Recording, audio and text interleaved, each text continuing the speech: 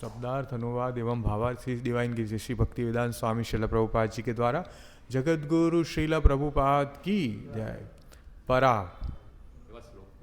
हाँ श्रीमद् भागवतम स्कंद 3 अध्याय 18 भगवान वरा અને દૈત્ય હિરણાક્ષનું યુદ્ધ શ્લોક સંખ્યા 9। પરાનુશક્તમ તપનિયોપકલ્પમ મહાગદમ કાંચન ચિત્રદંસમ મર્માણ્ય ભીક્ષણમ પ્રતુદંત દુરુક્તૈઃ પ્રચંડ મન્યુઃ પ્રહસંસંત બભાસે। शब्दार्थ अनुवाद एवं भावार्थ इस डिवाइन की श्री भक्ति वेदांत स्वामी श्रील प्रभुपाद जी के द्वारा जगत गुरु श्रील प्रभुपाद की जय। परा पाछड़थी, अनुशक्तम पीछो करतो, तपनीय उपलकम जेणे सोनाना घणा अलंकारो धारण कर्या हता, महागदम मोटी गदावाड़ो, कांचन सोनानु, चित्र सुंदर, दंसम बख्तर पहेरेलो, मर्माणी हृदयना मर्मने, अभीक्षणम सतत, प्रतुदंतम विदार्तो, दुरुक्तैः दुर्वचनोथी, प्रचंड भयंकर, मन्युः क्रोध, प्रहसन हसीने, तम तेने बभाषे કહ્યું। अनुवाद જેણે પોતાના દેહ પર સોનાના ઘણા અલંકારો તથા સોનાનું સુંદર સુરક્ષા કવચ ધારણ કર્યું હતું તે અસુરે મોટી ગદા લઈને ભગવાનનો પીછો કર્યો। ભગવાને તેના હૃદય વિદારક અપશબ્દો તો સહન કર્યા, પરંતુ તેના પ્રત્યુત્તરમાં તેમણે પોતાનો ભયંકર ક્રોધ વ્યક્ત કર્યો। ભાવાર્થ અસુર જ્યારે અપશબ્દો કહીને ભગવાનને અપમાની રહ્યો હતો ત્યારે તે જ ક્ષણે ભગવાને તેને સજા કરી શક્યા હોત, પરંતુ દેવોને રાજી કરવા અને કર્તવ્ય પાલન કરવામાં અસુરોથી તેઓએ ડરવું નહીં એવું તેમને દર્શાવવા માટે ભગવાને તે સહન કરી લીધું।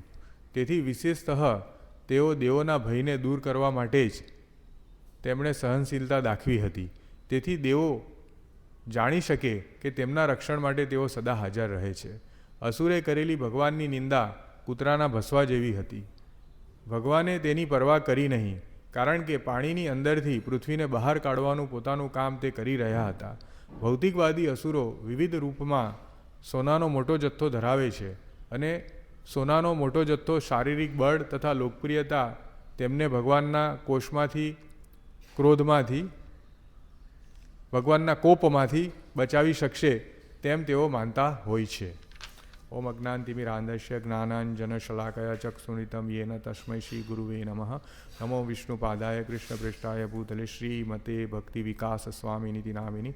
નમો વિષ્ણુપાદાય કૃષ્ણપૃષ્ઠાય ભૂતલે શ્રીમતે ભક્તિ વેદાંત સ્વામિનિતિ નામિની। નમસ્તે સારસ્વતે દેવે ગૌરવાણી પ્રચારિણી નિર્વિશેષ શૂન્યવાદી પાશ્ચાત્ય દેશતારિણી। જય શ્રી કૃષ્ણ ચૈતન્ય પ્રભુ નિત્યાનંદ श्री अद्वैत गदाधर श्रीवासादि गौर भक्तवृंद। हरे कृष्णा कृष्णा कृष्णा हरे हरे, हरे राम राम राम हरे हरे। तो आ अध्याय में આપણે જોઈએ છે કે ભગવાન વરા સાથે દૈત્ય હિરણાક્ષ જે હિરણ્યકશિપુનો નાનો ભાઈ હતો એમનું યુદ્ધ શરૂ થઈ ચૂક્યું છે અને શરૂઆતમાં હિરણ્યાક્ષ જુદી જુદી રીતે બહુ ખરાબ શબ્દો બોલે છે ભગવાનને અને એમને યુદ્ધ કરવા પ્રેરિત કરે છે। સૌથી પહેલાં તો એ વરુણદેવ પાસે ગયેલા, પાણીના દેવતા। ત્યાંથી વરુણદેવે એમને માર્ગ આપ્યો કે ભાઈ તમે ખરેખર જો લડવા માંગો, તમારા જેવા બળિયા તો ભગવાન જ છે, હું નથી, તો તમે ત્યાં જાઓ અને પછી ત્યાં વાર્તાલાપ થાય છે। અને આપણે જોઈએ એ પ્રમાણે જુદી જુદી રીતે ભગવાનને અપશબ્દો બોલે છે, જે અસુરોની વૃત્તિ હોય છે કે ભગવાનને દ્વેષ કરે, ભગવાન વિશે અપશબ્દો બોલે। શ્રીલ પ્રભુપાદે બહુ સુંદર રીતે સમજાવ્યું અસુરો કેવા હોય, દેવો કેવા હોય।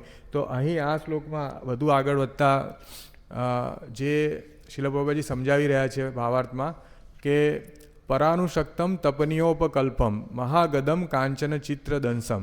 પરાનુશક્તમ એટલે પીછો કરતો કરતો, ભગવાનનો પીછો કરતો કરતો એ આવ્યો હિરણ્યાક્ષ।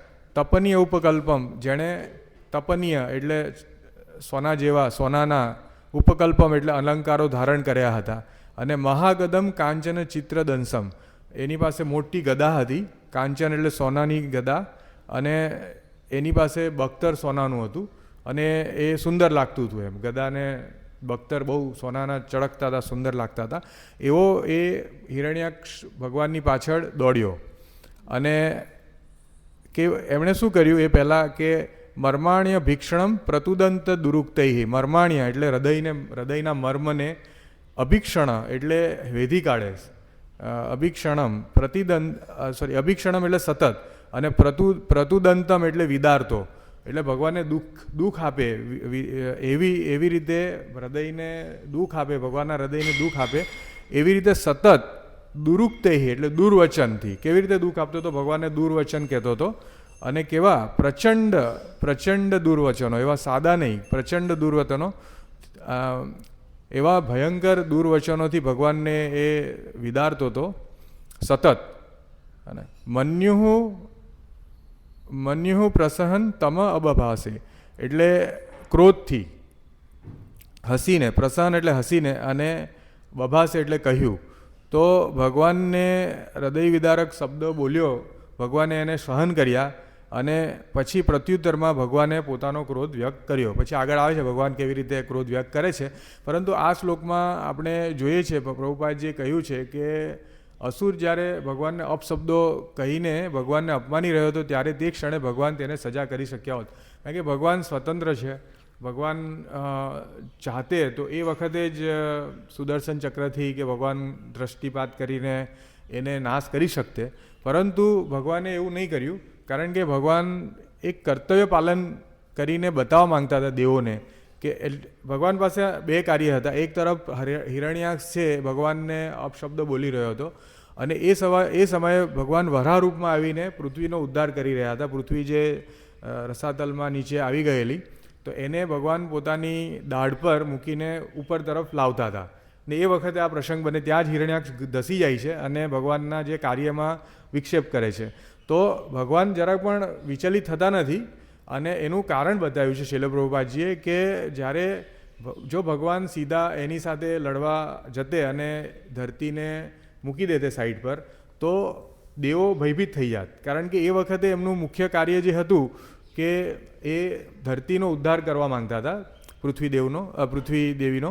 તો એ વખતે દેવોને રાજી કરવા અને કર્તવ્ય પાલન કરવામાં ભગવાન એવું બતાવવા માંગતા હતા કે અસુરોથી આપણે ડરવું જોઈએ નહીં. જેવી રીતે ભગવાન ડર્યા નહીં.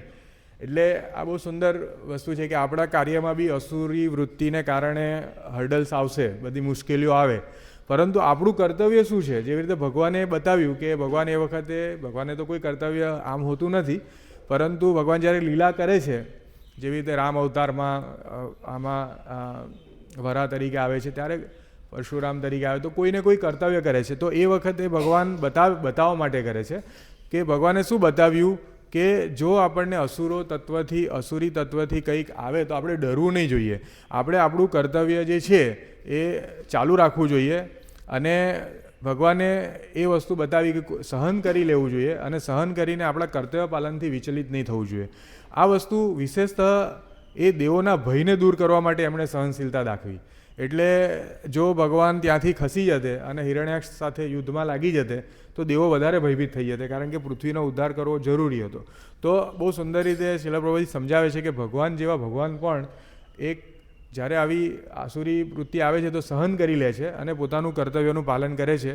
તો આપણે પણ એ રીતે જીવનમાં સહનશીલતા દાખવીને આવી પ્રવૃત્તિથી વિચલિત થયા વગર આપણે પોતાનું કર્તવ્ય જે છે, મનુષ્યનું મુખ્ય કર્તવ્ય છે ભગવાનની સેવા.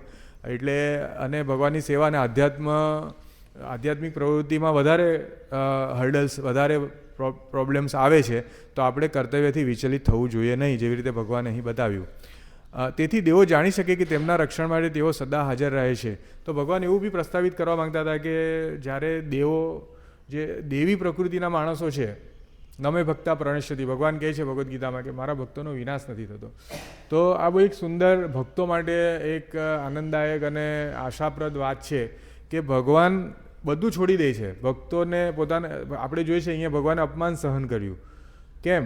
કારણ કે દેવોના રક્ષણ માટે એવું બતાવવા માંગતા હતા ભગવાન કે હું હંમેશા દેવોના રક્ષણ માટે હાજર રહું છું, ભલે મને કોઈ પ્રોબ્લેમ આવે અથવા મારા પર કોઈ અપશબ્દ બોલે. તો આપણે હંમેશા આ વસ્તુ વિચારી છે કે જ્યારે આપણામાં દેવી ગુણો આવશે તો આપણે કેટલો મહાન ફાયદો થશે કે ભગવાન આપણા રક્ષણ માટે આવશે. જ્યારે આપણે જોઈએ છે જુદી જુદી રક્ષાની બધી આપણી સંયોજનો છે આપણા રક્ષા કરવા માટેના, એ બધા ફેલ જાય છે. આજે જોઈએ છે આપણે ઘણા મોટા મોટા કન્ટ્રીઝ એવું વિચારતા હતા કે અભેદ્ય કિલ્લા જેવા છે, કોઈ મિસાઇલ આવશે નહીં, એવા એડવાન્સ પોતાને માનતા હતા.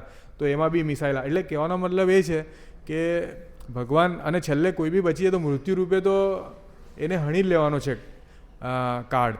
તો આપણે જોઈએ છે કે આપણે આ વસ્તુ ખાસ ધ્યાન રાખવી જોઈએ કે આપણે હંમેશા દેવી ગુણો આપણામાં વિકસે. કામ, ક્રોધ, લોભ, મોહ, મત્સર્ય, એ જેમ બને તેમ ડે બાય ડે આપણે પોતાનું હંમેશા ઇવેલ્યુશન કરવું જોઈએ. આપણે જેવી રીતે પૈસાનું ઇવેલ્યુશન કરીએ કે મારું બજેટ, મારા પૈસા કેટલા વધ્યા, મારા ઘરમાં શું કહેવાય ને વધારો થયો દરેક વસ્તુમાં, કે મારું પહેલાં નાનું ઘર હતું હવે મોટું ઘર થઈ ગયું, પહેલાં નાની સાયકલ હતી હવે સ્કૂટર આવી ગયું.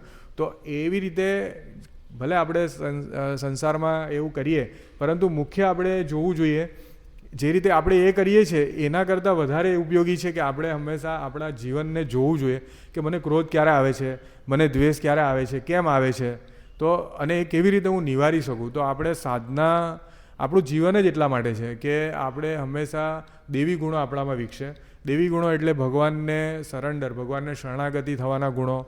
દેવો હંમેશા શરણાગત. જો આપણે કોઈ પણ જોઈએ છે આગળથી, ઇવન બ્રહ્માજી પણ, કે જેવું કંઈ આવે છે તો પહેલાં ભગવાનને પ્રાર્થના કરે, સ્તુતિ કરે.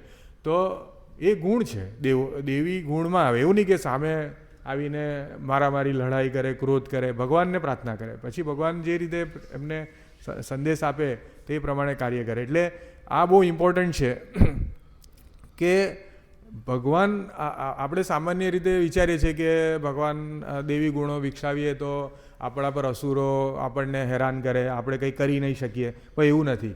ભગવાન આપણી રક્ષા કરશે. એ આપણને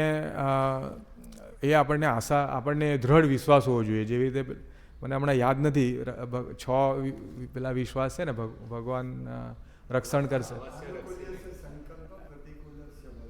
હા હા. તો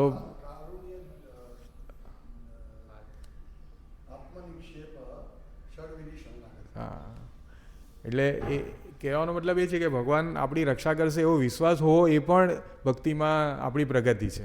નહીં તો આપણે આપણી રીતે જો કોઈ શોધવા માંડશું એ રસ્તા આપણા યોગ્ય નહીં હશે અને એ આપણને બાંધી લેશે. એટલે હંમેશા આપણે જે પણ કરીએ, હવે હાલ સમજો ભગવાન હાજર નથી તો આપણે કેવી રીતે, તો ભાઈ ભગવદ્ ગીતાના માધ્યમથી આપણા પરમાત્માને આપણે અંતઃકરણમાં ભગવાનનું ધ્યાન કરીને આપણે જાણી શકીએ કે સાચું શું ખોટું શું છે. એટલે બહુ ઉપયોગી છે. અને આ રીતે જીવન જીવવાની પદ્ધતિ શીખવવી જોઈએ લોકોને પણ. અત્યારે શું લોકો નાની નાની બાબતમાં, કારણ કે એ લોકોના મનમાં ભય છે. આજે સામાન્ય કોઈની ગાડી ટચ થઈ જાય તો ગાડીમાંથી બહાર ઉતરીને ચપ્પુ મારી દે છે બીજા ડ્રાઈવરને. તો આટલું બધું, કહેવાનો મતલબ એ છે કે એટલું બધું આપણી અધોગતિ થઈ રહી છે મનુષ્ય જીવનમાં. આપણે અત્યારે પણ જે યુદ્ધ જોઈએ છે હમણાં સાંપ્રત પ્રવાહમાં, કે ભાઈ 11 થી 12 દેશો લડી રહ્યા છે, એમાં કોઈ મુખ્ય એવું નથી. આ બધાને મહત્વાકાંક્ષા છે, લોકોને ખબર નથી સાચો રસ્તો શું છે. આજે કેટલા કરોડો રૂપિયા ખર્ચીને યુનાઇટેડ નેશનની રચના થાય છે અને એનું મુખ્ય ધ્યેય છે કે લડાઈ નહીં થાય આખા વિશ્વમાં. તો પણ લડાઈ થાય છે કારણ કે એ લોકોએ જે રસ્તો શોધ્યો છે એ ભૌતિકવાદી રસ્તો છે. આપણે કોઈને બાહ્ય રીતે, ભૌતિક રીતે કોઈને આ રોકી નહીં શકીએ. આપણે એને આધ્યાત્મ ચેતનામાં લાવવું પડશે. શિલ પ્રભુપાદજીના ઇસ્કોનમાં આપણે જોઈએ છે જુદા જુદા દેશના કેટલા બધા લોકો, વિવિધ પ્રકૃતિના, વિવિધ ચહેરાવાળા, વિવિધ રંગવાળા, તો એ લોકો એક સાથે રહે છે. શિલ પ્રભુપાદજી કહેતા હતા કે મેં એવું ઘર બનાવ્યું છે એમાં આખું વિશ્વ રહી શકે છે. તો આ આપણે આટલું મોટું વિશ્વ છે તો પણ રહી નહીં શકતા આપણે સારી રીતે. પણ ઇસ્કોનમાં ભક્તો જુદા જુદા દેશમાંથી આવે છે તો રહી. કેમ? કારણ કે સેન્ટ્રલમાં ભગવાન છે અને જે પણ છે ભગવાનના નીતિ નિયમ પ્રમાણે ચાલે. ભક્તો પણ જ્યારે ભગવાનના નીતિ નિયમો વિરુદ્ધ પોતાના મનગઢંત રીતે ગુરુના માર્ગદર્શન વગર ચાલશે તો એની પણ પ્રોબ્લેમ થાય, એનો પણ ધીરે ધીરે પતન થાય. એટલે દેવી પ્રકૃતિ આપણામાં વિકસે એના માટે આપણે હંમેશા તત્પર રહેવું જોઈએ. મનુષ્ય જીવન એના માટે જ છે કે ધીરે ધીરે આપણામાં સદ્ગુણોનો વિકાસ થાય, કામ ક્રોધ લોભ મોહ ઘટે, શરણાગતિ થાય ભગવાનની, ને અંતે તો ગતવા આપણને નારાયણ સ્મૃતિ થાય મૃત્યુ વખતે. કારણ કે આપણે બધા જ જવાના છે એક દિવસ. તો આપણે હંમેશા ચિંતન રાખવું જોઈએ. આપણે ભૂલી જઈએ છીએ, આપણામાં ભૂલવાનું એક કહેવાય ને મનુષ્યનો ગુણ છે કે મનુષ્ય ભૂલી જાય છે જીવ. પરંતુ આપણે હંમેશા એ યાદ રાખવું જોઈએ, માળા કરતી વખતે પણ આપણે પહેલાં ચિંતન કરવું જોઈએ કે હવે મારો જન્મ જે છે શેના માટે થયો છે અને મારી શું ગતિ થવાની છે. અને સદગતિ ક્યારે થશે? ભગવાન ભગવદ્ ગીતામાં કહે છે કે અંતે નારાયણ સ્મૃતિ આપણી થશે. અને તો એના માટે આપણે શું પ્રયત્ન કરીએ છીએ એ ઇમ્પોર્ટન્ટ છે. બીજા બધા પ્રયત્ન આપણને કામ નહીં લાગશે. તો દેવી ગુણ વિકસે તો એનો મહત્ત્વનો જે મોટો ફાયદો છે કે ભગવાન સદા રક્ષણ કરવા આવશે. એટલે મૃત્યુ સમયે આપણને ભગવાન લેવા આવશે. પ્રહલાદ મહારાજને જેવી રીતે લેવા આવ્યા, ધ્રુવ મહારાજને. તો આ ઇમ્પોર્ટન્ટ મેસેજ છે. અને આજના મનુષ્યોને દુર્ભાગ્ય કહેવાય કે એ મેસેજ નથી ખબર. અને જો કદાચ ખબર છે તો એના માટે એટલા તત્પર નથી અને જીવન એમનું વેડફે છે અને ધીરે ધીરે બધા મૃત્યુના શરણે જાય છે. તો અસુરે કરેલી ભગવાનની નિંદા કૂતરાના ભસવા જેવી હતી. ભગવાને તેની પરવા કરી નહીં, કારણ કે પાણીની અંદરથી પૃથ્વીને બહાર કાઢવાનું કર્તવ્ય તેઓ કરી રહ્યા હતા. તો જેવી રીતે કૂતરા ભસે અને હાથી પાછળ, તો હાથીને કોઈ એવો ફરક પડતો નથી.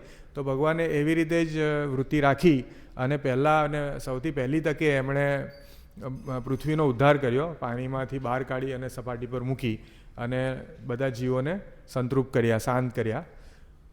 ભૌતિકવાદી અસુરો વિવિધ રૂપમાં, બીજો શીલા પ્રભુપાદજી પોઈન્ટ લખે છે કે ભૌતિકવાદી અસુરો વિવિધ રૂપમાં સોનાનો મોટો જથ્થો ધરાવે છે અને સોનાનો મોટો જથ્થો શારીરિક બળ તથા લોકપ્રિયતા તેમને ભગવાનના કોપમાંથી બચાવી શકશે એવું માનતા હોય છે. તો દેવ અને અસુર, તો દેવી પ્રકૃતિના માણસો હંમેશા પોતાના અવગુણો કયા છે એ શોધશે, પોતાની કેવી રીતે આધ્યાત્મિક પ્રગતિ થાય એ શોધશે, કેવી રીતે ભક્તોની સેવા કરીએ, ભગવાનની સેવા કરીએ. એમનું ચિંતન, એમનું હૃદય એકદમ પીગળેલું હોય. એમને દ્વેષ નહીં હોય. જેવી રીતે આગલા અધ્યાયમાં બી જોયું કે વૈકુંઠમાં જ્યારે દ્વારપાળો સાથે ડિસ્કશન થાય છે તો જે ચાર મુનિ છે તો એમાં એ જ આવે છે કે દ્વારપાળોને થોડો દ્વેષ થઈ ગયો એમ. તો ચાર મુનિ વિચારે છે કે વૈકુંઠમાં આ લોકોને રહેવાલાયક નથી. તો તેવી રીતે આપણે પણ જો જ્યાં સુધી આપણા મનમાંથી દ્વેષ નહીં જશે ને ત્યાં સુધી આપણે ગોલક તો શું, આપણે વૈકુંઠમાં પણ નહીં જઈ શકીએ. એટલે આપણે હંમેશા દેવી પ્રકૃતિના માણસો હંમેશા વિચારે કે મારામાં શું ફોલ્ટ છે, મારી કઈ રીતે પ્રગતિ થાય આધ્યાત્મિક. જ્યારે ભૌતિકવાદી લોકો, અસુરો જે છે એ લોકો શું વિચારશે કે હું સોનાનો જથ્થો મારી પાસે છે એટલે હું બીજાને કેવી રીતે દબાવી શકું. એની પોતાની લોકપ્રિયતા વધારીને, જૂઠી લોકપ્રિયતા, એને એવું લાગે છે કે મારામાં બહુ શક્તિ છે કારણ કે મારી પાસે જેવી રીતે હિરણ્યકશ્યપ પાસે સોનાની ગદા એ રૂપક છે. સોનાની ગદા, સોનાનું જે અને એનું બળ, એમની ઊંચાઈ, બધું શીલા પ્રભુજી લખે છે, આગળ શ્લોકમાં પણ આવે છે. તો એને અભિમાન છે, નિરાભિમાન છે કે મિથ્યાભિમાન. એને મિથ્યાભિમાન છે કે હું આ બધાને મારા પાસે છે તો હું સસ્તી લોકપ્રિયતા, મારામાં લોકપ્રિયતા આવશે, લોકો મને ભગવાન માનશે અને હું ભગવાનના કોપમાંથી બચી જઈશ. એટલે આપણે પણ એવું જ વિચારીએ છીએ. આપણે પણ આવું જ વિચારીએ છીએ કે મારું તો મૃત્યુ થવાનું નથી. મારી પાસે અત્યારે મારું બળ છે, હું મારા બળે કમાઉં છું, હું મારી જાતે પૈસા લાવું છું, એમાં ભગવાનનો કોઈ રોલ નથી. પરંતુ આપણે જોઈએ છીએ કે આજે એક સામાન્ય પણ આપણે રોગ થાય કે આપણને એક હાથ આપણો તૂટી જાય, આપણે નહીં જઈશું નોકરીએ તો આપણી LWP થઈ જશે, લીવ વિધાઉટ પે. આપણે જે પણ કરી રહ્યા છીએ, આપણે જે પણ શક્તિ મળે છે ને એ આપણામાં એક બુદ્ધિનો વિકાસ હોવો જોઈએ કે આજે જે સામાન્ય જીવ છે, વૈજ્ઞાનિકોથી લઈને જે સામાન્ય નોકરી ધંધા જે બી કરી રહ્યા છે, બધા વ્યવસાય કરી રહ્યા છે, તો એ લોકોને એવું છે, લોકોને એવી ભૂલ ધારણા છે કે હું મારા બળબૂતા પર કરું છું. જેવી રીતે હિરણ્યાક્ષને છે કે મારી પાસે મોટી સોનાની ગદા છે, બખ્તર છે, મારું શારીરિક સૌષ્ઠવ છે, તો હું બધું જ જીતી શકીશ, હું ભગવાનના કોપને પણ શાંત કરી દઈશ ને એને હરાવી દઈશ. આવું જે છે આ વસ્તુ આસુરી ગુણ છે. આપણે હંમેશા સમજવું જોઈએ કે આપણે કંઈક નથી, આપણે કોઈ એકદમ કહેવાય ને કે પૃથ્વીના બ્રહ્માંડમાં આપણું સ્થાન એકદમ એક નાની ચીંટી કરતાં પણ સામાન્ય છે. તો એ આપણે હંમેશા વિચાર રાખીને જીવન જીવવાથી આનો બહુ બેનિફિટ થશે. અને જે લોકો શારીરિક બળ પર કૂદે છે, જે લોકો સોના ભેગી કરીને સોનાનું બધું દ્રવ્ય ભેગું કરે છે અને એવું વિચારે છે કે આનાથી હું બચી જઈશ, એ વસ્તુ અશક્ય છે. આપણે જોઈએ છીએ મોટા મોટા રાજા ખંડેરો, આપણે જોઈએ છીએ રાજસ્થાન ને દિલ્હી બાજુ મોટા મહેલો હતા એ વખતના જમાનાના, તો આજે બધા ખંડેર છે. એ વખતે એમની જાહો જલાલી તો હશે જ ને, ત્યારે એ લોકો પાસે કેટલું સોનું હશે. એવું નથી કે એ લોકો સામાન્ય જીવ, બધા બહુ સોનું બધા પાસે હશે. હા, ઝવેરાત, માણેક, એવા દ્રવ્ય કે જેનું અમૂલ્ય કહેવાય એમ, એવા બધા હીરા માણેક આવે કે જે સોના કરતાં પણ અમૂલ્ય હોય. એક હીરાનું એટલું બધું મૂલ્ય હોય. તો એ બધું વસ્તુ બધું જ આજે સરકાર કાં તો લઈ લીધું, કોઈ ચોરી ગયા, આજે કંઈ જ નથી. એના બધા જે વંશજો છે એ બી ક્યાં છે કોઈને ખબર નથી. કહેવાનો ભાવ એ છે કે આપણે તો એની સામે કોઈ જ નથી કે સામાન્ય જીવ કહેવાય. આપણે હંમેશા એવું તત્પરતા રાખવી જોઈએ કે આપણે ભગવાનને કેવી રીતે પ્રાપ્ત કરીએ. એ તત્પરતા આપણા જીવન, મનુષ્ય જીવન આપણે એટલે જ આપ્યું છે કારણ કે કૂતરા બિલાડા એ તત્પરતા નહીં રાખશે, હે ને. કૂતરા બિલાડા એ તો શું કરશે, જન્મ મૃત્યુ જરા વ્યાધિ કરીને પોતાનું કામ પતાવીને જીવન એનું પતી જશે અને બીજી યોની એને જે મળવાની હશે ને એ જ મળશે. એ પોતાની યોની પણ ચેન્જ નથી કરી શકતા. તો આપણા પાસે થોડુંક આંશિક સ્વતંત્રતા ભગવાને આના માટે આપી છે, એનો આપણે દુરુપયોગ નહીં કરવો જોઈએ. શ્રીલ પ્રભુપાદજીના ભાગવતમનું સુંદર 10 પોઈન્ટ શ્રીમદ ભાગવતમ સ્કંદ 10 अध्याय 7 श्लोक संख्या 31 કહે છે કે એક निर्दोष भक्त को भगवान की सदा रक्षा प्राप्त होती है और एक पापी व्यक्ति अपने पापमन जीवन के कारण सदा पराजित होता है. એટલે यह अत्यंत आश्चर्यजनक है. यद्यपि इस निर्दोष बालक को राक्षस खाने के लिए ले गया, तृणावतनी वार्तानी आमा आवे છે, फिर भी वह बिना मारे या घायल हुए वापस लौट आया क्योंकि यह राक्षस ईर्षालु, क्रूर तथा पापी था, इसलिए उससे अपने पाप कर्मों का फल भुगतना पड़ा. यही प्रकृति का नियम है. एक निर्दोष भक्ति रक्षा परमेश्वर सदा करते हैं और एक पापी व्यक्ति जो अपने पापमय जीवन के कारण उसको सदा पराजित होना पड़ता है. पापमय जीवन ક્ષણિક રીતે આપણને લાગે કે હું જીતી ગયો. પાપમય કોઈને એમ લાગે કે મેં બેંકમાંથી, ઘણા લોકોને આપણે મોટા હમણાં વિજય માલ્યા અને બધા બહુ બધા છે કે કરોડો રૂપિયા લઈ ગયા, તો એ લોકોને થાય કે હું જીતી ગયો. ભારતની એવી પરિસ્થિતિ છે કે એમને કંઈ કરી પણ શકતા કારણ કે બીજા દેશમાં રહે છે, એટલે આપણો કાયદો એમને લાગુ પડતો નથી. એવી રીતે બીજા દેશમાં બધા ઘૂસી ગયા છે, તો કરોડો રૂપિયા લઈ ગયા. એમને લાગે છે કે ત્યાં એ લોકોનું જીવન પણ બહુ લેવિશ છે, એમ ભૌતિક રીતે મોટા ઘરોમાં રહે છે કારણ કે કરોડો રૂપિયા સામાન્ય લોકોના લૂંટી ગયા છે. પરંતુ ઇટ્સ ટેમ્પરરી છે. એ લોકોને પણ જન્મ મૃત્યુ જરા વ્યાધિનો દોષ લાગવાનો છે અને એ લોકોનું મૃત્યુ થશે જ. તો હંમેશા આપણે એક નિર્દોષ ભાવે આપણામાં જે બી દોષ છે ને એને કાઢવાનો હંમેશા પ્રયત્ન કરવો જોઈએ. એના માટે સાધના સુંદર રીતે થવી જોઈએ. 16 માળા ભગવાનના જે જપ છે, હરે કૃષ્ણ મહામંત્ર, હરે કૃષ્ણ કૃષ્ણ કૃષ્ણ હરે હરે, હરે રામ રામ રામ હરે હરે, એના પર સંપૂર્ણ શ્રદ્ધા સાથે બ્રહ્મ મુહૂર્તમાં જો કરવામાં આવે ને તો આપણો બધો ભય નીકળી જાય. આપણે ભગવાનના જેમ શરણમાં જઈશું, આપણે જન્મ મૃત્યુ જરા વ્યાધિના ભયથી ભગવાન મુક્ત કરી દેશે. અને જે ભૌતિકવાદી લોકોને જે આવા દુર્ગુણ છે એવા દુર્ગુણ આપણામાં ક્યારેય નહીં આવશે. તો આના વિશે એટલે નિર્દોષ ભાવે જો ભગવાનને ભજવામાં આવે ને, કોઈ અપ્રતિહતા ભગવાન પાસે કોઈ અડચણ આવે તો પણ આપણે હંમેશા વિચારવું જોઈએ કે ભગવાન આમાંથી અમને ઉદ્ધાર કરશે. તો આ એક બહુ સુંદર છે.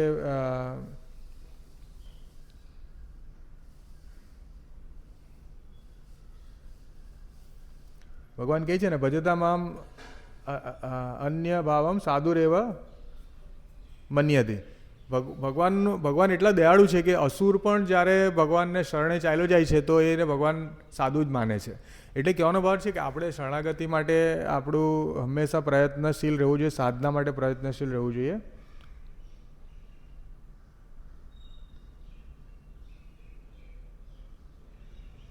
શ્રીલ પ્રભુપાદજી ભગવદ્ ગીતાના શ્રીમદ ભાગવતમ સ્કંદ 3 अध्याय 2 श्लोक संख्या 33 अनुवाद में लखे છે, भक्त को भगवान की समस्त ऐश्वर्यों से सदा सुरक्षा प्राप्त रहती है, जिससे कोई भी उसे छीन नहीं सकता.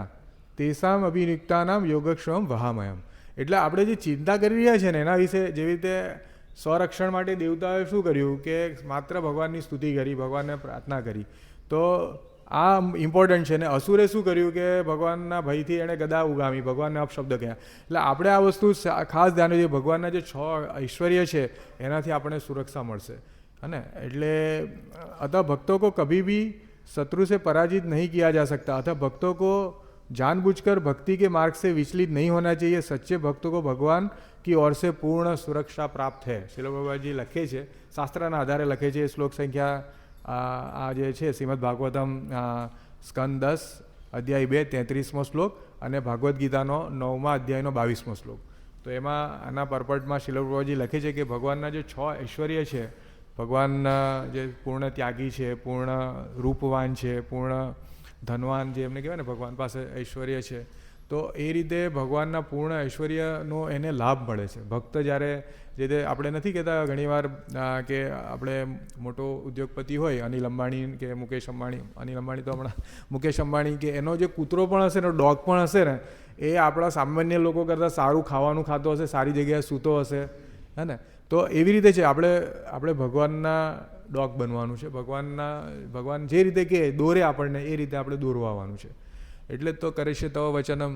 ભગવાન અર્જુન ભગવાનને 2 હાથે હાથ જોડીને કહે છે કે હવે તમે જે કહેશો એ પ્રમાણે કહો. એવી વૃત્તિ દાખવવી જોઈએ. આપણે પોતાનું મનગઢંત વિચાર કરીને નહીં આગળ વધવું જોઈએ. એ આપણને પાડી દેશે, આપણને એવા ગર્તામાં લઈ જશે, અંધકૂપમાં, કે ધીરે ધીરે આપણે ત્યાંથી કોઈ કાઢી નહીં શકતો. આપણે ગમે એટલું બોલીશું તો પણ આપણે બૂમાબૂમ કરીશું, આપણને કોઈ કાઢી નહીં શકશે. હરે કૃષ્ણ. હા, વિશ્વાસ હોય. હા,